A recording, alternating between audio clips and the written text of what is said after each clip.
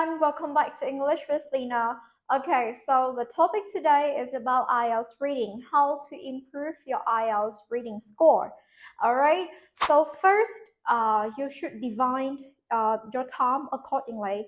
Most of the time, you would not divide it 20 minutes per each of the part. So maybe you have three parts, let's say, and then you will have 20 minutes for the first, the second, and the third one. Most cases, it's not like that. So actually, you should divide your time like 15, 20, and 25. Of course, 15 is for the shortest passage with a few number of exercises, and 25 with the most number of exercises. Okay, so I will show you on my computer. Okay, everyone, so as you can see in here, let's have a look at these samples.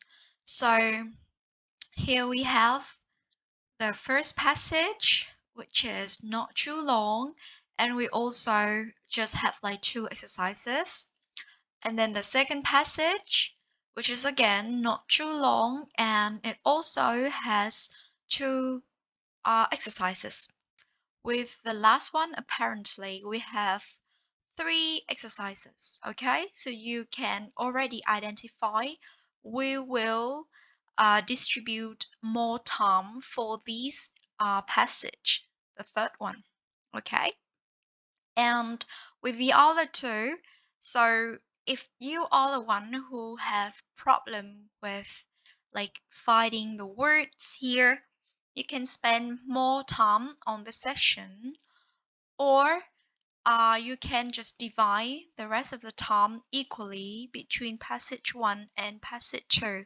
So either you can set passage 1 at 15 minutes, yes, or and also passage 2 would be in 20 minutes, or you can set something like this one gonna be like 17 minutes, the other one gonna be around like 18 minutes, okay, something like that. So if we have something looking like this, so you can see this passage is super long. So you can tell, yeah, it's like 2 pages and then also like a half as well.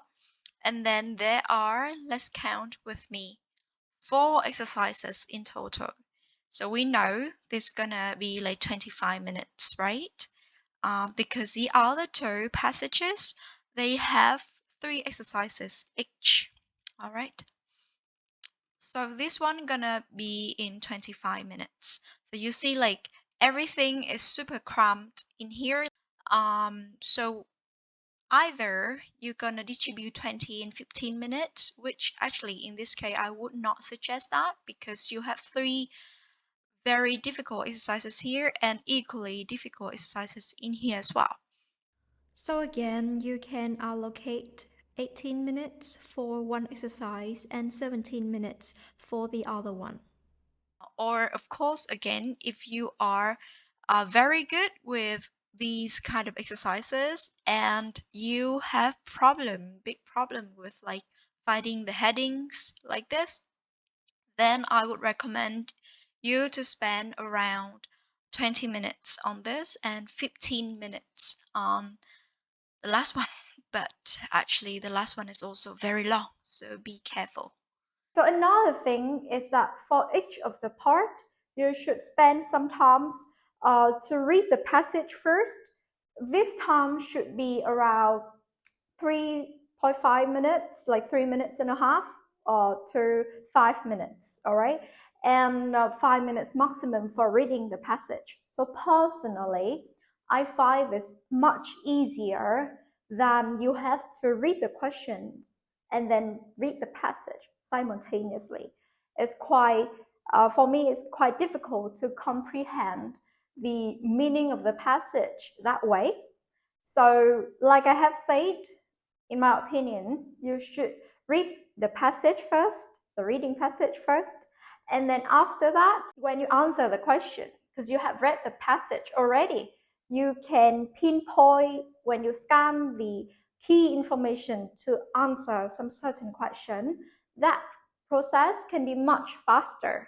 Okay, right. So the second part is how to correct your answers by yourself. And the thing is, if you keep doing more and more reading tests, problem is you're gonna end up with the same score. If your score is like 5.5, it's just like 5.5, sometimes 6.0, sometimes 5.0, but most of the time it's just 5.5, and you just stay there, which is not very good, isn't it? So what we need to do in here is that we need to basically try to find a way to actually advancing your reading ability as well as your sort of like your test skills. All right, so how to advance your test skill first? Let's say when you have finished one of the practice tests on the Cambridge book, you can take it out. Okay, I got 5.5. How many answers have I got wrong? Before you look too deep into like the answer key, like which is the correct answer for that specific question, you should look at your incorrect answer and just mark it with like a cross rather than write down the correct answer next to the cross, if that makes sense. So basically, you will have to find new words first. Find the new words in the question that you do not understand before, and you also need to find the new words inside the passage, inside the reading passage. So after that, you should really organize all of this new vocabulary. And I have another video up here to show you how to sort of like organize all of this vocabulary that you have just learned. All right. Another thing is, so after you have sort of like understood the passage and the questions, because now all the new words are unlocked, you should look at the wrong answer and then read the question and try to find the part where the answer is supposed to be in your reading passage, and then you bring it in. Okay, hopefully at this stage you can get like a lot more score. What I mean by this is basically when you do this, you can truly sort of like gain your reading comprehension for that task. And hopefully, like in the next test, if they set you the same type of question, you can find the answer easily rather than just doing new tests but having the same score. Okay. And then after this stage, if you really that maybe like you can cover, let's say 85–90% of the number of incorrect answers, but then there may be still, let's say, one or two questions that you still cannot answer after knowing all of the new words, and try to read the passage and the question very carefully. So if you still cannot get it, you should look at the correct answer of the answer key and then just like try to figure out, oh, why that is the correct answer before like really ask someone else. Okay, so the last part is about improving your own reading comprehension. What I mean by that is basically you should read more. Just read anything that you like. Let's say you should read some newspapers. I give you some suggestions here, like CNN, Financial Times, The Telegraph, The Guardian, The Economist. All right, so those other kind of newspapers that you can read, or I mean there are a lot more about different kind of topics as well. Another thing is you should read books, or not just newspapers but also journal articles that is related to your field of work or your field of study. All right, so let's say you are a doctor, perhaps you would like to read some scientific papers or some scientific research about I don't know, maybe about biology or about human anatomy, right? Or if you are a businessman, like all of the newspapers that I have recommended, they are all very much suitable for you. Or like really something not just of your own academic field, but it also can be something that you just enjoy reading, or you just enjoy explore more about that topic.